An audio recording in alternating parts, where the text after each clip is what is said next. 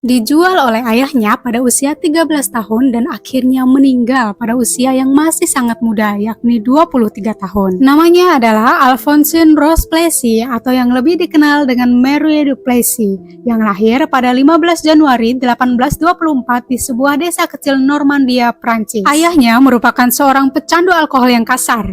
Ibunya seorang anggota terakhir yang masih hidup dari keluarga bangsawan miskin. Kemudian melarikan diri ketika Alphonsine masih kecil dan mencari pekerjaan sebagai pembantu rumah tangga di Paris. Naasnya, ibu Alphonsine meninggal saat ia berusia 6 tahun. Sejak saat itu, Alphonsine tinggal bersama seorang ayah yang tidak menginginkannya.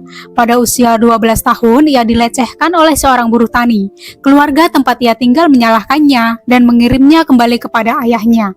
Pada usia 13 tahun, kemudian ayahnya menjualnya kepada seorang pria berusia 70 tahunan. Ia melarikan diri berkali-kali. Ia berlari ke desa-desa terdekat, mencari pekerjaan di tempat pencucian pakaian ataupun toko, dan apapun itu untuk bertahan hidup. Namun sayangnya, sang ayah terus menemukannya, terus menyeretnya kembali, terus mencoba menjual tenaganya atau tubuhnya kepada siapapun yang mau membayarnya. Pada usia 15 tahun, Alphonsine sampai di Paris. Ia kini menjadi yatim piatu, kelaparan, mengenakan pakaian compang-camping, dan tidur dimanapun ia menemukan tempat. Alphonsine kini telah mengubah dirinya menjadi Marie du Plessis.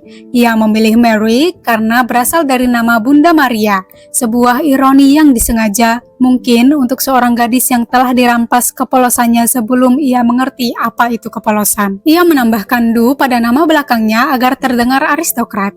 Ia belajar membaca sendiri, belajar berbicara bahasa Prancis tanpa aksen Normandianya, mempelajari koran setiap pagi agar ia dapat mendiskusikan peristiwa terkini dengan pria-pria kaya. Ia mulai memahami sesuatu yang mendasar. Jika dunia memutuskan bahwa ia tidak memiliki nilai selain kecantikannya, ia tidak akan membuat kecantikan itu berharga lebih mahal dari apapun yang mampu dibeli siapapun. Maka dari itu, pada usia 16 tahun, ia telah mempelajari apa yang dipelajari gadis-gadis cantik lainnya dalam posisinya. Pria-pria terkemuka akan memberinya uang, apartemen, perhiasan, kuda, atau apapun itu untuk menemaninya. Pada akhirnya, ia berhenti bekerja di toko pakaian dengan upah yang rendah dan menjadi seorang pemuas nafsu pria.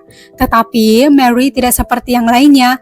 Ia elegan, anggun, dan juga cerdas. Ia menyelenggarakan salon sastra di apartemennya, tempat para politisi, penulis, dan seniman berkumpul.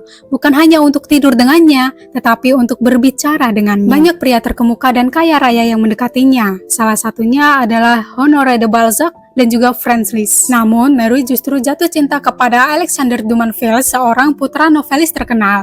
Ia menjalin hubungan selama 11 bulan yang dimulai pada September 1844. Hubungannya berakhir karena Alexander masih muda, miskin, dan sangat cemburu pada pria-pria yang mampu membiayai Mary. Dan pada 1846, Mary menikah dengan Count Edward de Perregaux di Inggris. Pernikahan yang didasarkan pada kepentingannya sendiri.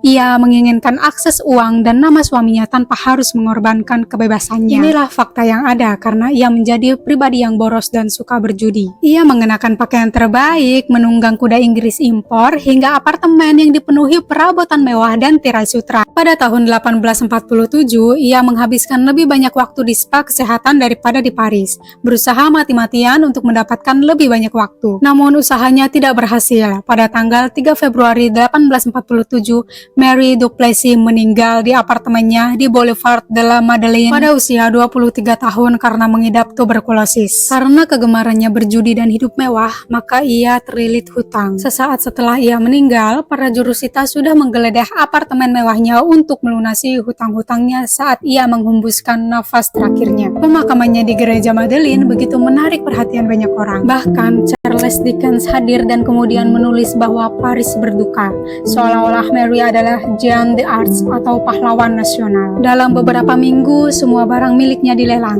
Perabotan, perhiasan, buku, bahkan burung beo peliharaannya. Warga Paris yang modis pun datang, tapi bukan untuk menawar, hanya untuk melihat-lihat.